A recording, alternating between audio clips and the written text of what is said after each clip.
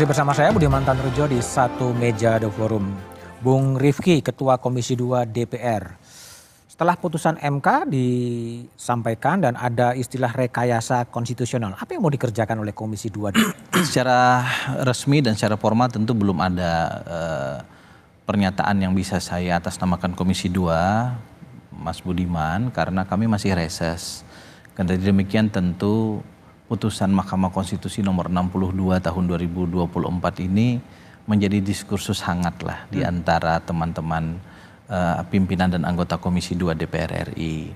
Satu yang akan kami lakukan, akan melakukan evaluasi secara menyeluruh terkait dengan pelaksanaan pemilu di tempat kita, baik itu pileg, pilpres maupun pilkada. Seiring dengan itu kami akan mengundang seluruh stakeholders terkait untuk juga memberikan masukan.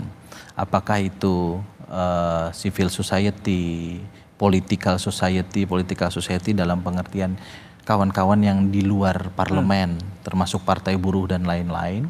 Dan yang tidak kalah penting, kami juga akan mengundang academic society, kaum cendekiawan dari berbagai perguruan tinggi dan periset untuk memberikan masukan, evaluasi sekaligus masukan perbaikan terhadap sistem pemilu kita ke depan. Dalam meskipun tidak bisa mengatakan Komisi 2 DPR, ini akan dibahas dengan siapa? Inisiatifnya ada di parlemen atau ada di pemerintah?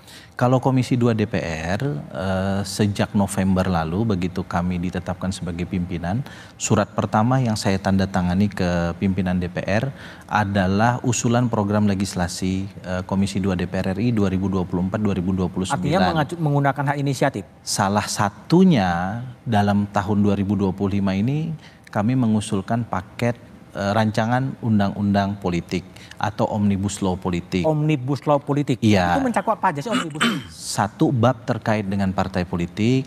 Dua, pemilu termasuk pilpres di dalamnya. Yang ketiga, pilkada. Yang keempat, hukum acara sengketa pemilu yang kita belum punya sampai hari ini.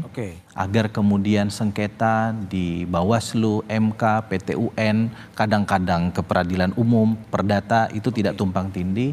Dan yang terakhir di hilirnya itu adalah MD3. Terkait dengan seluruh institusi keparlemenan kita. Nah, pimpinan sampai hari ini belum memutuskan. Kemana ya? Betul, apakah ini ke Komisi 2 atau pansus, seperti yang dulu bentuknya pansus. Kan dulu pernah Komisi 2 juga paket rancangan undang-undang paket politik, yang 3 itu parpol, pemilu, dan kemudian MD3. Nah, sekarang kita usulkan ke Komisi 2, tapi sepenuhnya itu adalah hak pimpinan. Nah, karena itu kemudian Komisi 2 mengambil inisiatif, kita evaluasi dulu. Evaluasi yang menyeluruh. Ada target waktu nggak sih? Kapan akan selesai? Saya menargetkan paling lama 2 kali masa sidang. Karena masa sidang ke depan itu, Mas Budiman, hanya lebih kurang 1 bulan. 2 kali masa sidang itu artinya kapan? 2 kali masa sidang ini berarti Januari Februari kita akan reses sekali, Maret April sekitar akhir April akan selesai evaluasi. Bukan evaluasi. Omnibus Law-nya tentu setelah itu. Omnibus Law-nya setelah itu. Prinsip dasarnya 2025 kita ingin start sebelum 2027 selesai, karena asumsi kami 2027 itu tahapan pemilu 2029 kita mulai. Oke, baik. Kita coba lihat ya, meskipun tadi saya mengatakan pada titik ada pertobatan di Mahkamah Konstitusi, tapi juga tidak sepenuhnya sih hakim konstitusi itu bertobat lah. Kita coba dengar dissenting opinion yang disampaikan oleh Ketua MK Soehartoyo terhadap 2 hakim yang melakukan dissenting opinion. Terhadap putusan Mahkamah Agung terdapat 2 hakim yang berpendapat berbeda, yaitu Hakim Konstitusi Anwar Usman dan Hakim Konstitusi Daniel Yusmik P. Bahwa dissenting dimaksud tidak dianggap diucapkan, namun pada pokoknya 2 hakim tersebut berpendapat bahwa para pemohon tidak memiliki kedudukan hukum atau legal standing, sehingga seharusnya mahkamah tidak melanjutkan pemeriksaan pada pokok permohonan. Oke, kembali Mbak Titi, ini ada juga sebetulnya dari 9 itu ada 2 yang dissenting, Anwar Usman dan Daniel Yusmik. Apa yang Anda baca dengan 2 hakim konstitusi yang menegasikan legal standing dari mahasiswa itu? Tidak kaget, karena memang ada kecenderungan 2 hakim ini lebih cenderung bersepakat dengan segala hal yang open legal policy. Yang kedua, menunjukkan inkonsistensi. Karena dalam perkara putusan 90 2023, legal standing Alma 90 Sakiburu 2023 itu kasus Wapres ya? ya, kasus usia sebenarnya bukan hanya Wapres yang memberikan insentif pada Wapres. Nah, jadi di perkara itu kan legal standing mahasiswa bukan calon, tidak juga dapat dicalonkan oleh partai politik manapun, diterima legal standingnya hanya karena berstatus sebagai orang yang tidak bisa memilih kepala daerah dari Solo untuk pemilu presiden. Dikabulkan legal standing mengubah syarat usia calon presiden wakil presiden. Perkara Alma Sakiburu 90 2023. Nah, di perkara ini sebenarnya polanya kan sama. Ada pemilih yang mendalilkan karena kebijakan ambang batas yang lebih berpihak kepada partai-partai peserta pemilu masa lampau untuk mencalonkan presiden, dia tidak bisa memilih sesuai dengan apa yang dia kehendaki, pilihan politik alternatif. Tapi legal standingnya dianggap tidak dipenuhi oleh Hakim Anwar Usman dan Daniel Yusmik. Jadi memang dalam konteks bobot argumen soal legal standing ini, inkonsistensi itu sangat nampak begitu. Sangat nampak. Itu positif atau negatif sih? Ya tentu saja negatif karena menunjukkan konsisten untuk inkonsisten kan begitu. Kan nggak apa-apa juga kan? Ya tidak apa-apa, tapi kan ini menjadi evaluasi yang menunjukkan bahwa argumentasi hakim akhirnya bergantung kepentingan. Tidak menunjukkan konsistensi terhadap pendirian hukum yang mestinya harus mereka jaga. Oke, baik. Bung Said, jadi setelah putusan MK diucapkan dengan 7-2 lah ya. Terus kemudian apa yang Anda harapkan dalam konteks revisi Undang-Undang Pemilu dan derivasinya? Apakah memang model omnibus atau model sendiri-sendiri atau gimana? Sebenarnya kalau omnibus itu emang kalau buat buruh itu agak traumatik tuh. Traumatik ya? Soal undang-undang cipta kerja ya? Kalau udah dengar kata omnibus lo itu udah langsung pusing kepala. Pusing kepala. Jadi terlepas dari soal metodenya itu, pertama dulu yang kami mau garis bawahi adalah begini. Partai Buruh menolak perubahan aturan tentang persyaratan pencalonan. Nggak boleh ada revisi. Kenapa nggak boleh revisi? Karena memang nggak ada yang harus direvisi. Pasal 222 itulah yang dibatalkan MK, inkonstitusional, mati dia. Mati dia. Udah nggak berlaku lagi.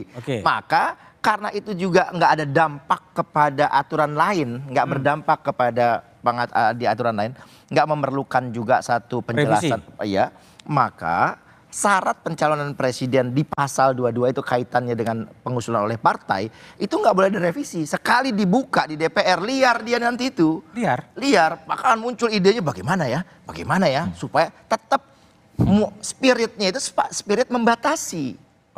Gitu loh. Nah oleh sebab itu kami tidak, jadi gini, harus dibedakan antara agenda revisi Undang-Undang Pemilu dengan memperbaiki syarat pencalonan presiden. Nah untuk hal yang kedua ini, syarat pencalonan presiden itu nggak perlu ada revisi apapun, udah selesai, udah inkonstitusional, pasal itu udah nggak berlaku, nggak perlu dibikin aturan yang penggantinya misalnya, nggak perlu. Yang kita perlukan adalah melakukan revisi Undang-Undang Pemilu terhadap aturan-aturan tidak demokratis. Kita mulai dulu dari yang Pilpres ini. Ketika sekarang MK katakan bahwa ada revisi itu juga bukan bersifat keharusan, tetapi dia opsional karena diawali dengan kata dapat.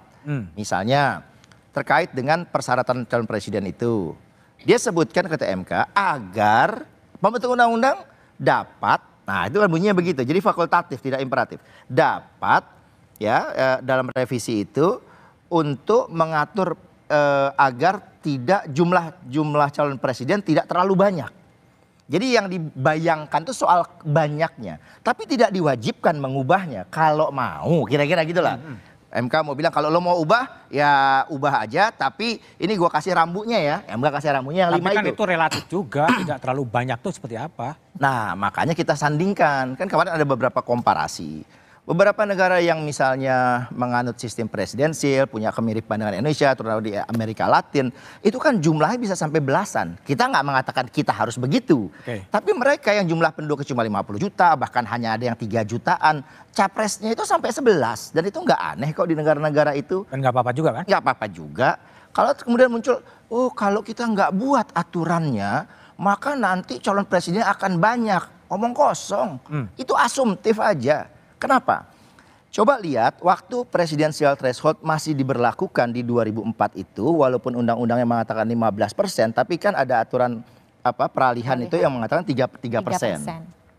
3% kalau kita hitung pada saat itu sebetulnya bisa saja mencapai 10 calon.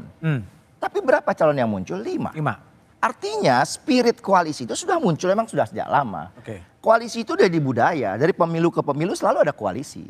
Nah, yang kedua, kalau orang mengatakan soal pembiayaan yang besar, kalau calon presiden terlalu banyak. Loh, emangnya dikira nggak pakai biaya? Biaya itu keliling Indonesia buat berkampanye aja udah makan uang banyak. Tentu partai juga mikir 2 kali kalau dia mau sendirian. Mesti ada kecenderungan koalisi. Yang ketiga, kalau kita lihat pada sisi jabatan, ada jabatan presiden, jabatan wakil presiden. Partai juga tahu diri lah dia untuk bisa berbagi dengan partai yang lain. Koalisi terjadi. Partai tahu diri ya? Iya. Oh, lumayan juga partai terdiri. Iya. Yang tahu diri partai. Oke ya. Tapi gini, saya mau katakan sedikit bahwa jumlah calon presiden dengan nggak usah diubah aturan syarat presiden itu nggak akan lebih dari separuh jumlah partai politik peserta pemilu kok. Oke, baik. Bung Rifki, ini pertanyaan tadi dari Bung Said. DPR bisa liar jika membuat revisi kan bisa muncul ide-ide kreatif yang kita nggak tahu kan. Semakin jauh dari putusan MK mungkin semakin lupa. Tapi jawabannya setelah jeda berikut.